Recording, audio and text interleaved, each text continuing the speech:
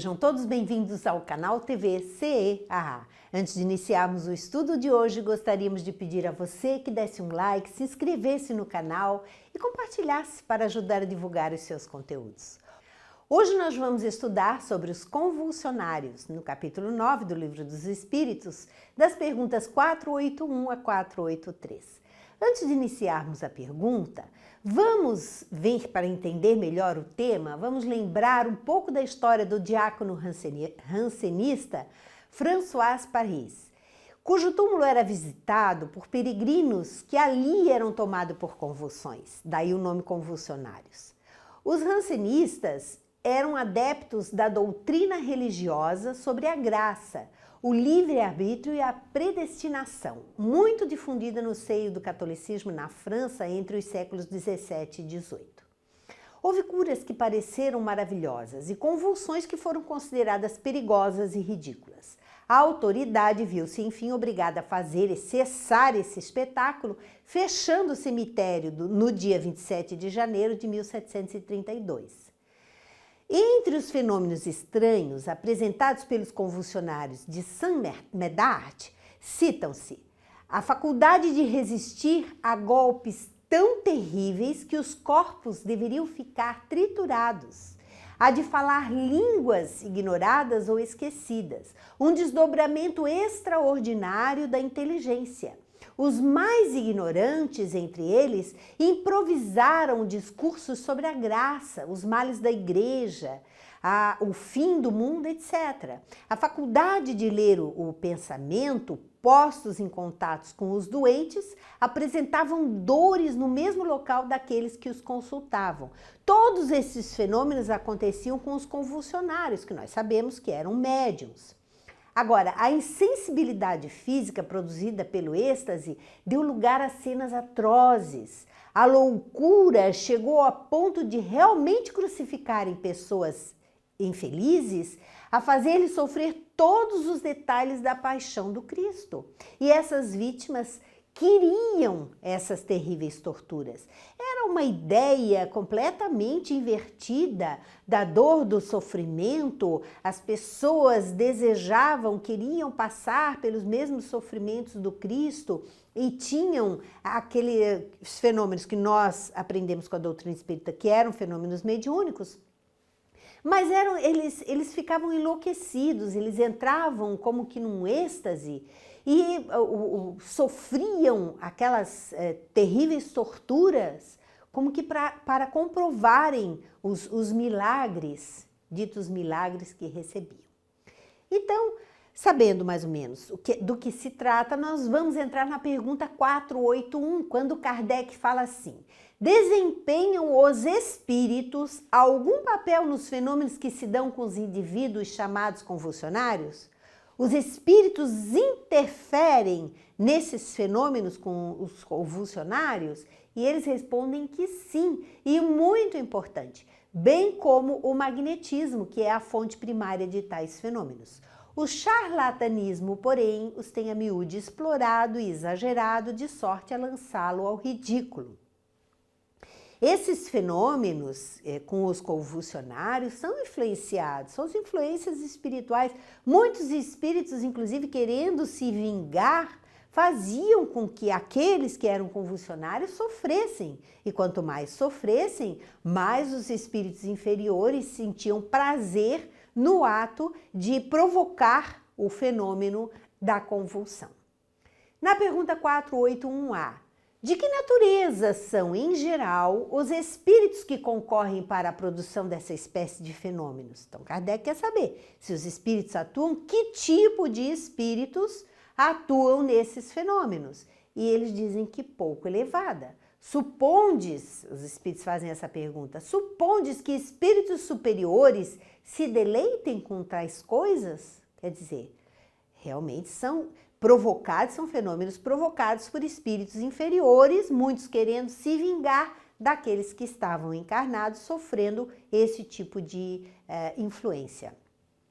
Na pergunta 482, como é que sucede estender-se subitamente a toda uma população, o estado anormal dos convulsionários e dos que sofrem das chamadas crises, porque às vezes não é uma pessoa, não era uma pessoa, era uma multidão de seres tendo convulsões ao mesmo tempo.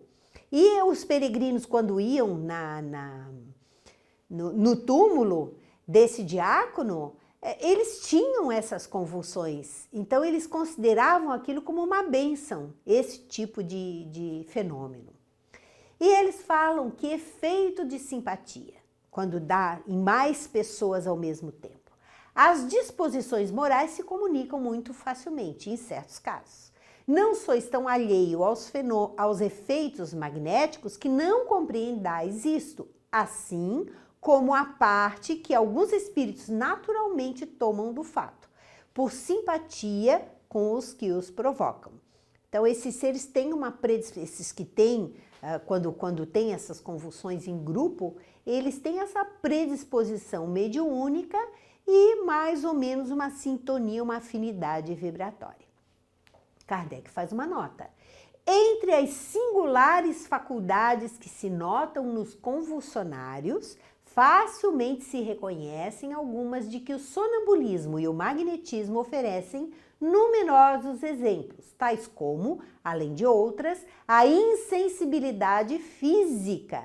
A insensibilidade física também acontece no magnetismo, quando a pessoa sofre interferência magnética, sofre o hipnotismo, ela fica insensível. Ou no sonambulismo, que nós já estudamos também, ela fica com o corpo insensível. A leitura do pensamento, por quê? Porque o espírito se desprende, tem mais liberdade, consegue. Nós sabemos que os espíritos conseguem ler o pensamento uns dos outros, é assim que eles se comunicam no plano espiritual, e esses espíritos que estão desligados temporariamente do corpo, através do fenômeno da convulsão, ele também consegue ler pensamento.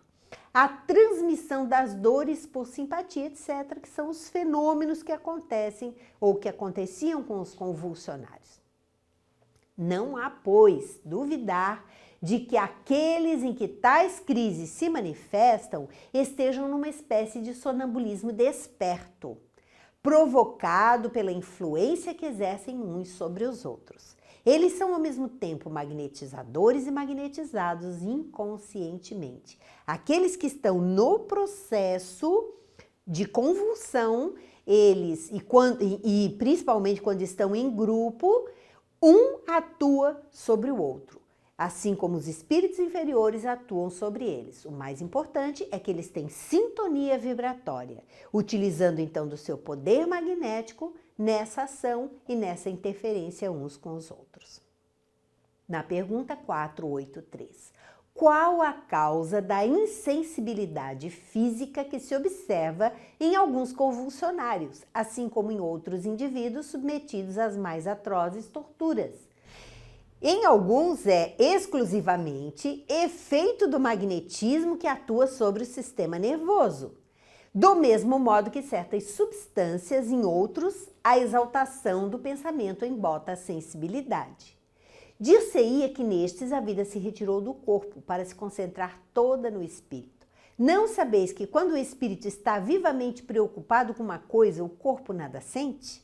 Não vê e nada ouve? Então, o sistema nervoso ele tem um fator preponderante no fenômeno, porque ele, sob a ação do magnetismo, ele consegue se isolar da dor e não sentir, a pessoa não sentir a dor. Kardec faz uma nota. A exaltação fanática e o entusiasmo têm proporcionado, em casos de suplícios, múltiplos exemplos de uma calma e de um sangue frio que não seriam capazes de triunfar de uma dor aguda, senão admitindo-se que a sensibilidade se acha neutralizada, como por efeito de um anestésico. Sabe-se que no ardor da batalha, combatentes há que não se apercebem de que estão gravemente feridos, ao passo que em circunstâncias ordinárias, uma simples arranhadura os poria trêmulos.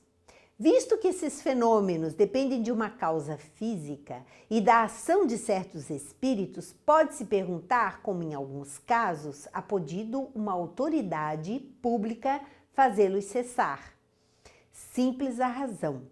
Então, tem pessoas que, quando estão no estado de convulsão, eles não sentem nada. Há pessoas que sofrem torturas bárbaras e não sentem nada. E no estado normal, eles sentiriam muito, com o mínimo daquilo que eles passaram durante o transe, eles sentiriam dor. Então, para dizer que realmente o magnetismo está agindo, atuando no sistema nervoso, impedindo que a pessoa sofra a dor.